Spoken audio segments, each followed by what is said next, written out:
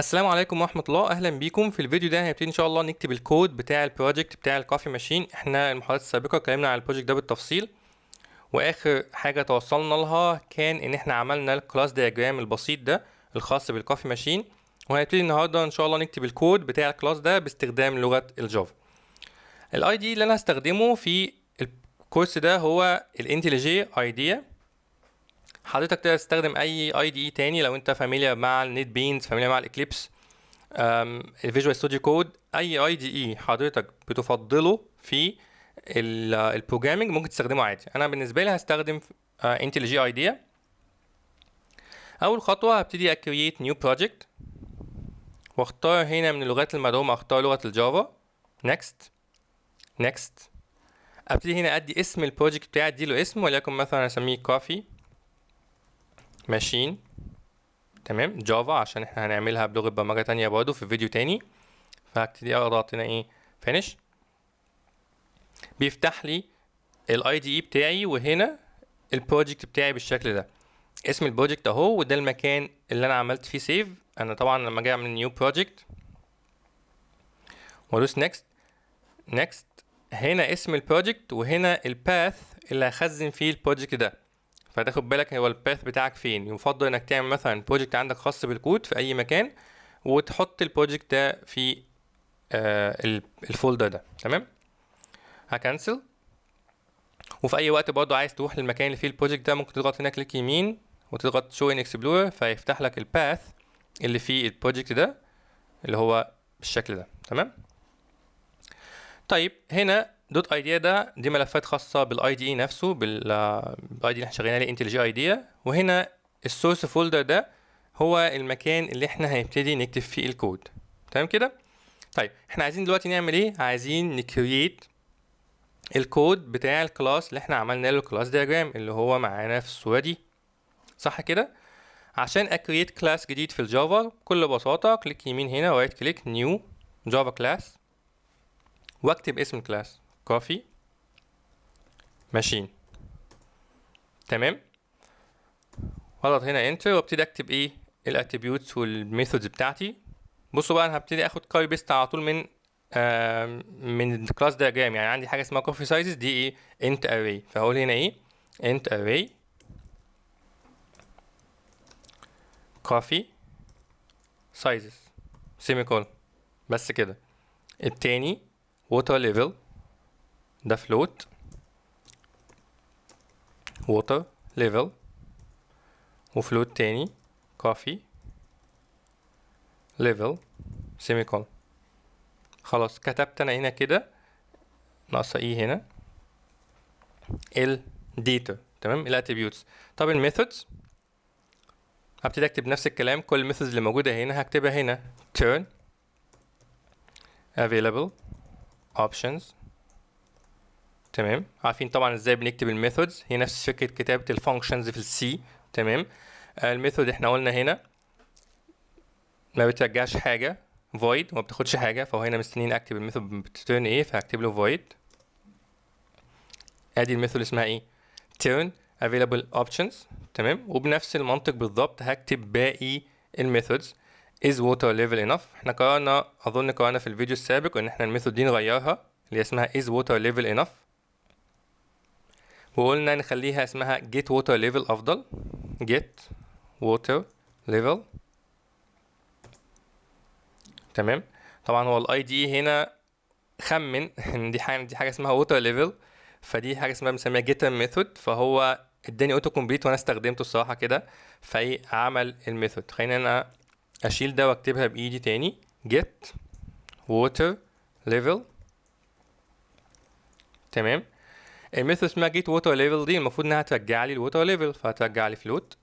تمام، وطبعا هنا المفروض انها تعمل ايه، تشوف الفاليو بتاعت الووتر ليفل وتعمل لها ايه return، return water level. تمام كده، عظيم. بعد كده هيبقى في زيها بالظبط واحده كمان للكوفي ليفل get coffee level. ما تنساش وانت بتاخد كوبي بيست تعدل كويس، لان ساعات بتنسى الكلام ده وبالتالي بيعمل لك مشاكل كتير.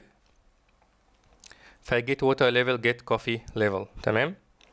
هنا دول بدل الإيس طبعا. warn water level low warn coffee level low. void warn water level low. تمام. خلينا مثلا هفكر في الامبلمنتيشن later، فانا هاخد كمان واحده زي دي warn coffee level low. واخيرا الميثود الظريفه اللي اسمها make coffee void make coffee، وبتاخد هنا int coffee size. محتاج الكوفي سايز عشان تبتدي تعمل ايه الكوفي. تمام. طبعا الميثودز دي من غير without implementation، لسه ما كتبش الامبلمنتيشن بتاعها، بس انا كده بكل بساطه كتبت الكلاس اللي هو اللي انا عملت له كلاس دياجرام. اخدت انا بقى قد ايه وقت في الكودنج ده؟ يعني ممكن تقول اقل من 5 دقايق. تمام.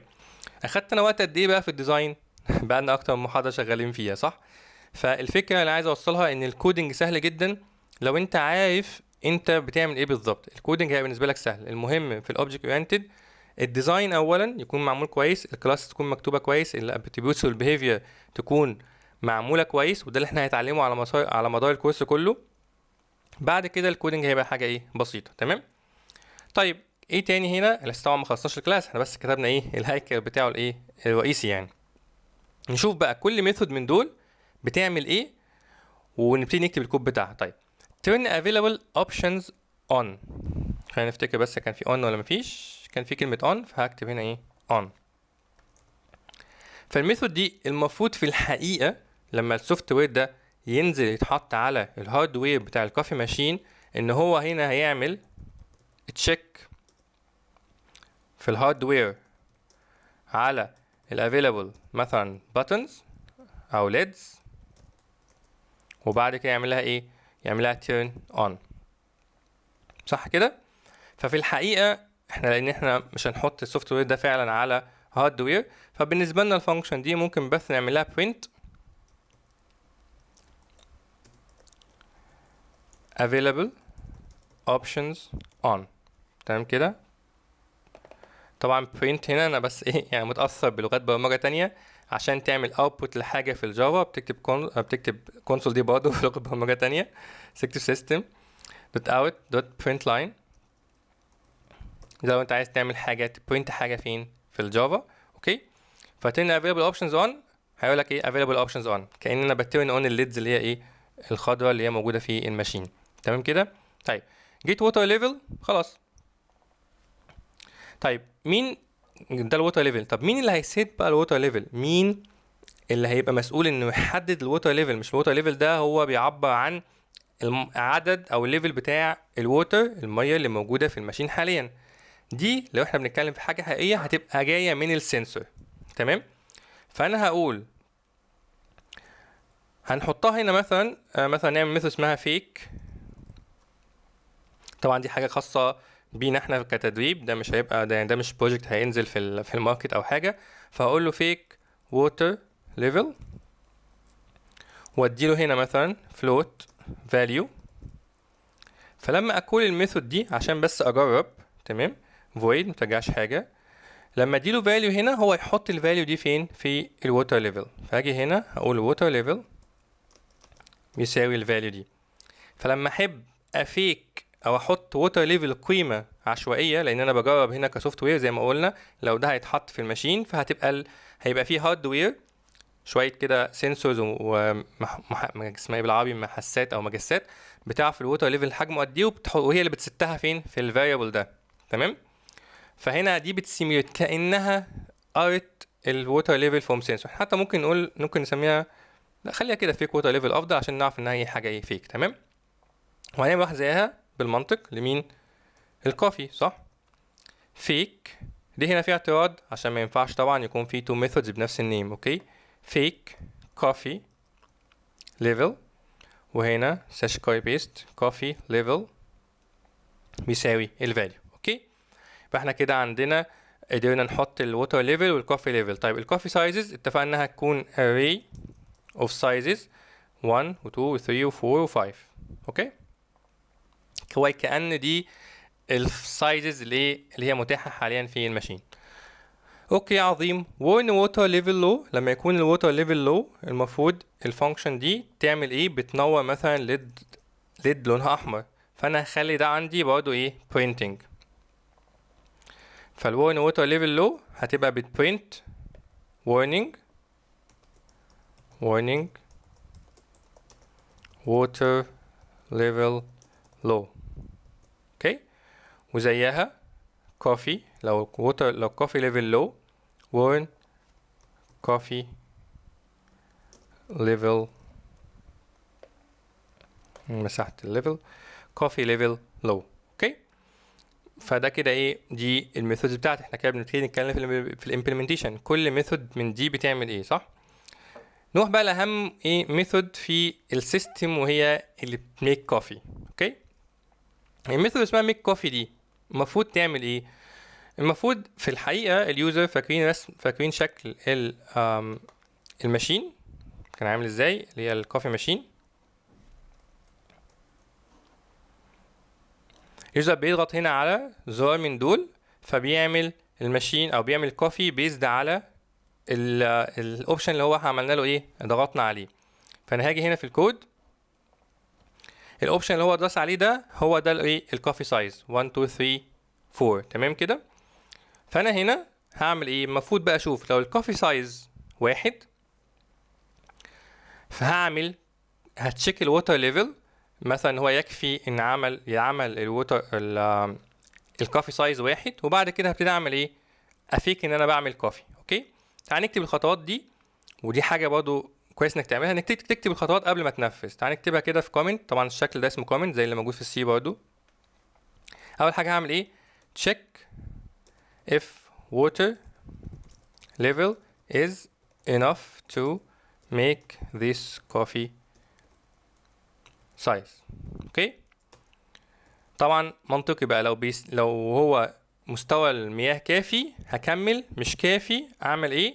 اطلع الورنينج water level low واخرج بقى الفانكشن، صح كده؟ طيب وبعد كده هعمل نفس التشيك بالنسبة للكوفي. تشيك الكوفي level is enough ولا مش enough. لو هو enough خلاص اوكي، ابتدي ايه؟ اكمل. ميك كوفي هنا actually هتعمل ايه؟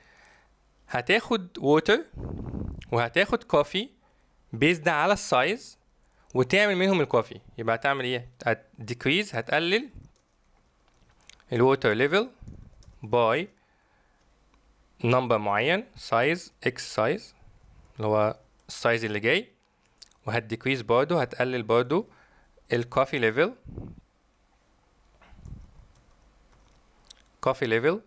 by x size اللي هو على حسب حجم الكوفي. تمام. وبعد كده هتقلل حجم الميه وهتقلل حجم الكوفي، وبعد كده هتعمل الكوفي اكتشوالي بقى، هتفيك مثلا دي بقى هاردوير سايز ميك كوفي. وبعد كده ثم بعد ما نعمل كوفي ايه اللي يحصل؟ خلاص مش هيبقى فيه اوبشن، يعني مش هيبقى فيه حاجه. طبعا الماشين هتنزل اوريدي ايه؟ الووتر وتنزل كوفي معموله، يعني يبقى كده ايه؟ done، مفيش حاجه، كوفي done. اوكي. ممكن تقول ان اثناء عمل الكوفي لو حابب تزود حاجه، ان قبل ما اعمل الكوفي هترن available options off، اللي هي الليدز دي هنا هعمل لها turn off عشان محدش يضغط عليها اثناء ما القهوه بتتعمل. اوكي. وبعد ما اخلص coffee done هترن ال available options ايه؟ on تاني. تمام. ممكن تزود الخطوه دي يعني لو هي ايه؟ في requirements، بس يعني عادي مش تفرق قوي. تمام كده. فده شكل الايه؟ الميثود بتاعتنا هيبقى الامبلمنتيشن بتاعها مكتوب بالشكل ده.